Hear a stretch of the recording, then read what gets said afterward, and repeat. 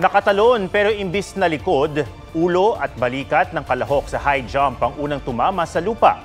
Nakapaglakad pa siya pero biglang hinimatay. Agad siyang tinulungan at nilapatan ng paunang lunas.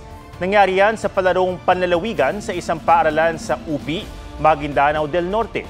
Base sa medical results, maayos na ang lagay at hindi nagtamo ng bali ang atleta.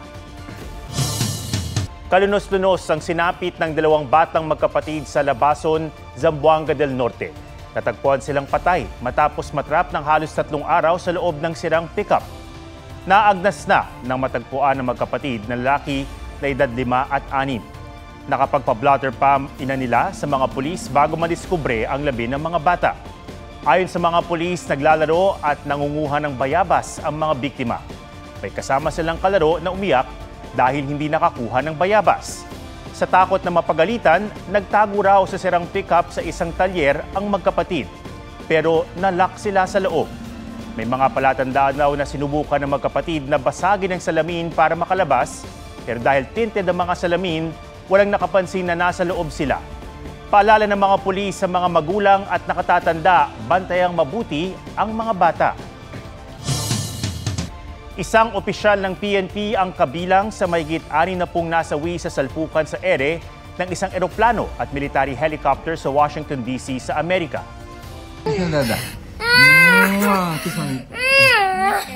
Bye, love you. Yan ang huling sandali ni Police Colonel Pergentino Malabid Jr. kasama ang kanyang pamilya nang ihatid siya sa airport noong January 22. Nasa Amerika si Malabid na hepe ng Supply Management Division para inspeksyonin ang lampas 2,000 all-purpose vests na binili ng PNP mula sa India. Pauwi na sana siya sa linggo. Isa ang mga labi ni Malabid sa 30 pang nire-recover o 30 pa lang nire-recover. Naunang kinilala ng Washington Police ang kanyang mga labi base sa nakuhang passport sa katawan niya. Inaasikaso na ng PNP ang biyahe pa Amerika ng pamilya ni Malabid para opisyal na kilalanin ang kanyang labi at maiuwi ng Pilipinas. Patay matapos palakulin ng pamangkin ng isang senior citizen sa Kiblawan, Davao del Sur. Sa Iloilo City, magkapitbahay naman ang nagkasakitan na nauwi sa pamamaril. May spot report si John Consulta. Nagsuntukan at tagabulan ang dalawang lalaking yan sa Molo, Iloilo City. Ang isa sa kanila, dating barangay tanod. Kaaway niya ang kanyang kapitbahay. Maya-maya lang, duguan na ang dating tanod matapos barilin ng kapitbahay. Paghihiganti ang sinasabing dahilan ng away. Ilang oras matapos ang pamamaril, sumuko ang suspect na nakakulong na ngayon. Patuloy na ginagamot sa ospital ang dating tanod. Sinisikap pa silang makuna ng pahayag. Uy, binuo ko. Dali ah! Nakatawag ko. Okay na. Padali, Ebi. Apilig rescue. Apilig rescue po. Nagkagulo ang mga taga-barangay Santo Niño, Kiblawan, Davao del Sur nang makitang duguan ang ulo ng 71 taong gulang na lolo. Isinugod siya sa ospital pero idiniklarang dead on arrival. Ayon sa pulisya, nagpapahinga sa duyan ang matanda nang biglang palakulin. Ang suspect na pag-alamang pamangkin ng biktima na umano'y lasing noon. Naaresto na siya. Wala siyang pahayag. John Consulta, nagbabalita para sa GMA Integrated News. May mensahe si dating Pangulong Rodrigo Duterte kay Pangulong Bongbong Marcos. In this coming election, I hope that the President, kung marinig niya ako, bigyan na lang tayo ng, sabi ko, a fair shake of patas ng ang laban. Wala lang, he will not allow, kagaya ko noon, nagprangka-prangka ako sa mga taong tayo, nung na huwag kayong pumasok sa takutan po kayong survivor. Sinabi yan ng dating Pangulo sa National Coordination Meeting ng Partido Demokratiko Pilipino o PDP Laban sa Davao City na dinaluhan ng mga senatorial aspirants ng partido. Wala pang pahayag ang Pangulo kaugnay sa sinabi ni Duterte. Nagtalumpati naman si Pangulong Marcos sa Leaders Summit ng Partido Federal ng Pilipinas kanina. Ito na raw ang huli nilang malawakang pagpupulong bago magsimula ang kampanya para sa eleksyon 2025. Naroon sa summit ang mga kandidato ng partido.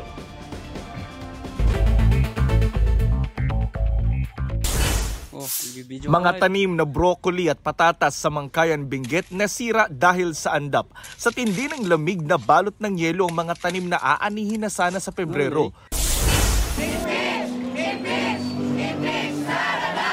Mabagal umanong aksyon sa 3 impeachment complaints laban kay Vice Presidente Sara Duterte. Iprinotesta ng ilang grupo sa Quezon City. Sa EDSA Shrine, nagkilos protesta naman ang mga academe, legal experts, taong simbahan at mga militanteng grupo. Bukod sa panawagang impeach Sara, pinag-aaralan daw nila kung paano mapapanagot ang Pangulo dahil sa issue sa 2025 national budget. Marcos singilin, Duterte panagutin. Sa Maynila, daan-daang estudyante ang nagmarcha para ipanawagan ding i-impeach si VP Sara, singilin ng Pangulo sa mga pangako nito at papanagutin si dating Pangulong Rodrigo Duterte kaugnay ng extrajudicial killings. Jonathan Andal, nagbabalita para sa GMA Integrated News. Hypertension, heart disease at diabetes. Yan ang mga lifestyle diseases na pangunahing dahilan daw ng pagkamatay ng mga taga Quezon City noong 2023. Nais ng lokal na pamahalaan na maiwasan ito sa pamamagitan ng paglalagay ng calorie label sa menu ng ilang kainan. Ang Fit Track sa report ni Von Aquino. Mahigit 16% ng adults sa Quezon City ang may hypertension. 40% naman ay mataas ang kolesterol. Dumami rin daw ang mga overweight at obese sa lungsod. Dahil dito, ipinasa ng Quezon City LGU ang Calorie Labeling Ordinance na nag-oobliga sa food establishments na i-display ang calorie count ng mga pagkain sa kanilang menu. It is an opportunity to deepen our understanding of the impact of food on our health. Ang calorie ay sumusukat sa energy na nakukuha sa pagkain at inumin. Ayon sa nutrient dietitian ng lungsod, may inirekomenda lamang na calorie intake sa araw-araw. Kung sobra o kulang ito, masamaan nila sa kalusugan. An imbalanced calorie intake, whether too much or too little, can increase the risk of developing conditions like obesity, heart disease, diabetes, and other micronutrient deficiencies. Maging ang nutrient information ng pagkain, maaari rin daw hingi ng customer sa ilalim ng ordinansa. December 21, 2025 ang Phase 1 na pagpapatupad ng ordinansa. Sakop nito ang food businesses na may 5 o higit pang branches sa lungsod at may standardized menu items o yung mga hindi pinapalitan sa loob ng 60 days o higit pa. Exempted ang mga hindi nag-aalok ng standardized menu items, barangay micro-business enterprises at micro-small-medium enterprises tulad ng mga karinderya. Ang cafe na ito ngayon pa lang may calorie content na sa menu. Nagpa-plan na rin kami maglagay ng mga calorie count pero nung nagbigay si Mayor Jor ng ordinance, doon kami na-push through. Ay sige, ilagay na natin. Magmamakyato sana ako. Tapos nakita ko 200 plus yung calories. Ayun, yung 150 calories na cappuccino. Maganda kasi nare-remind tayo doon sa mga tinitake nating food and drinks. Hindi lang calorie yung dapat natin tingnan, kundi pati yung nutrient. For example, ang isang soft drinks na 0 calories po siya, pero wala naman pong nutrition kumpara sa isang rice or saging na may makuhang 100 calories, pero may mga nutrients na po ito. At kung may health condition, kumonsulta muna sa doktor para sa calorie at meal plan na angkop sa inyo. Von Aquino nagbabalita para sa GMA Integrated News. Nakuha na ng isang underwater photographer sa Batangas ang isang octopus na nakakapit sa candy wrapper. Meron ding nakakapit sa toothbrush. Mga palatandaan daw ito ng lumalalang problema sa basura sa karagatan. May report si Von Aquino.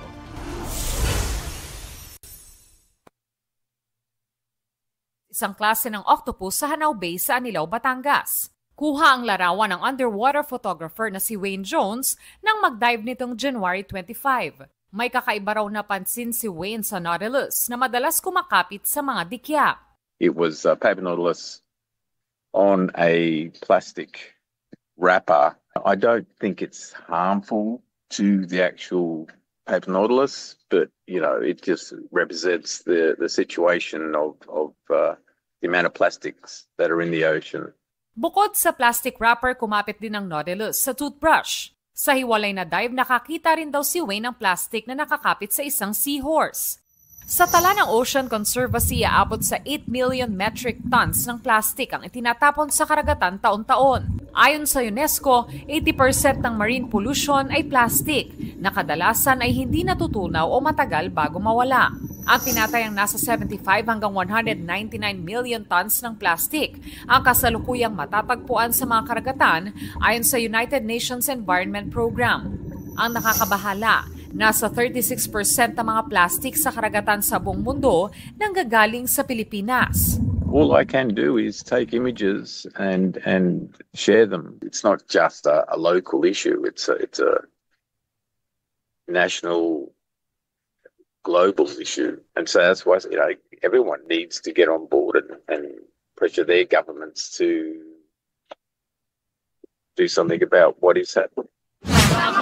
Ang DENR may mga estero at river rangers na pinaglilinis ng basura sa mga daluyan ng tubig. Pinarangalan at kinilala sila kanina ng ahensya.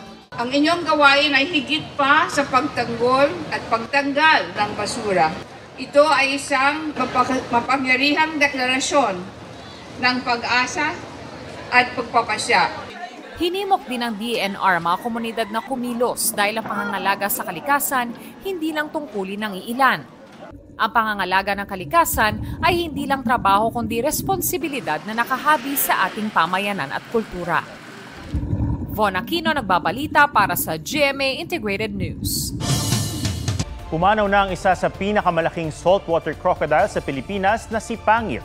Sa China naman, sinakmal ng isang malaking isda ang ulo ng isang mermaid performer. May report si Joseph Moro.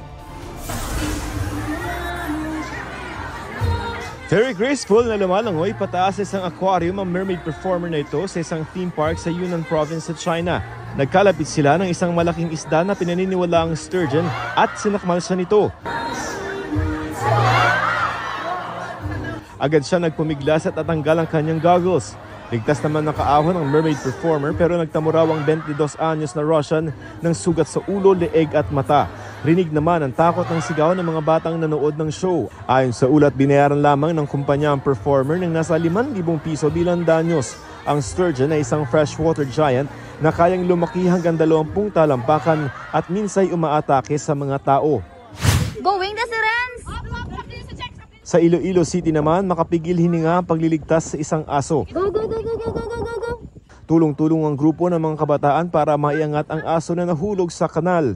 Ayon sa uploader, napadaan lamang siya sa lugar at nakita ang kabutihang loob ng mga kabataang sumagip sa aso na nasa mabuting lagay na raw.